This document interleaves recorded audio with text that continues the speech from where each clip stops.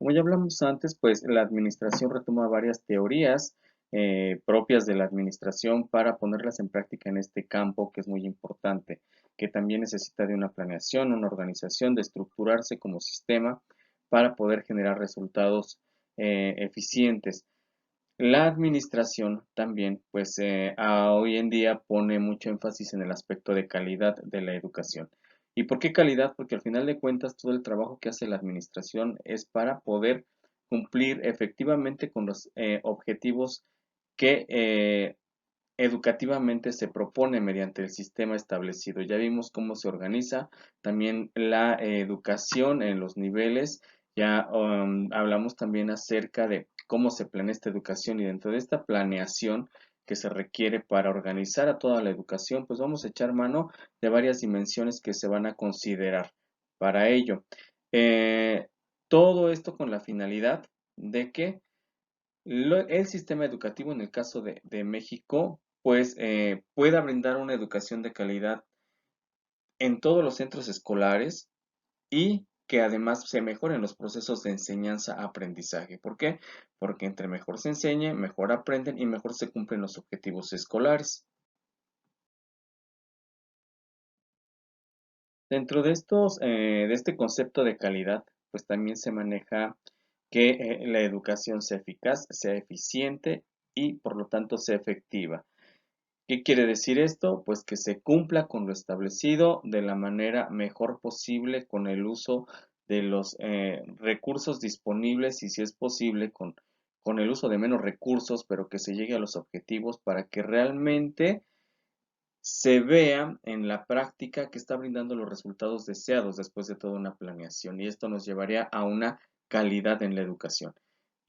Hoy los sistemas educativos modernos, incluyendo México, pues han hecho muchas y variadas reformas, adecuaciones, tanto a las políticas como a los planes, programas, en todos los aspectos para mejorar este aspecto de calidad, para que cumplir con estos requisitos de eficaz, de ser eficiente y de ser efectiva para llegar a una calidad. Y para eso, pues vamos a hablar de una administración educativa multidimensional. Y en hablar de un modelo o paradigma multidimensional de la administración educativa, pues va a requerir el trabajo de muchas disciplinas que van a tener que aportar todo su conocimiento para que pues la administración aplicada a la educación pueda lograr esto. Hay muchas dimensiones o áreas que se tienen que considerar a la hora de planear todo lo que se refiere a la educación. En este caso, México, por ejemplo, es todo un sistema y para poder planear a nivel sistema, para poderlo bajar hasta el aula, lo que le llega a los niños, tenemos que considerar varias dimensiones. Estas dimensiones pues van a ser desde la cultura, la dimensión pedagógica, la dimensión política y la dimensión económica que vamos a estar desglosando. También en el caso de México considera mucho lo que es la dimensión social, la dimensión religiosa, también las considera como parte de esa planeación, puesto que son todas estas aportan ciertas ideas para tomar y hacer una planeación adecuada. Pero digamos que de acuerdo al paradigma operante, pues son cuatro dimensiones que van a retomar este punto. ¿Sí? Lo cultural, lo pedagógico, lo político y la dimensión económica. Para el caso de la dimensión política, pues aquí tendría que ver esta relación que existe de la administración con la política para ver lo que se va a implementar como sistema. Hemos hablado ya en otros cuatrimestres acerca de lo que es la política educativa y hemos visto que son estas normas, que son estas leyes, que es toda la aplicación de lo que se establece por un gobierno para hacer que funcione el sistema y en este caso pues sería la educación. En México, la dimensión política pues entonces de alguna otra manera organizará a todos los que participan en el sistema educativo y desde luego lo bajará a las escuelas. Es muy importante esta dimensión puesto que es la que va a dimensionar de alguna manera ¿qué necesita el país para trabajar en base a esas necesidades y poner en práctica políticas que eh, se acoplen a estas necesidades o más bien que vayan de acuerdo a las necesidades y que se establezcan en la manera de planear la educación para abatir esas necesidades educativas que tiene un país a través de diferentes políticas. ¿Y cuáles pueden ser estas políticas? Bueno, desde la creación de planes y programas, desde crear libros de texto, desde dar becas, desde crear más escuelas, desde evaluar a los docentes, desde, no sé, todas estas políticas que aplica el gobierno en mejora de la educación son muy importantes porque se supone que están recuperando las necesidades y lo que demanda la sociedad y en base a ello pues se instauran o gobierno hace esto para poder mejorar la educación.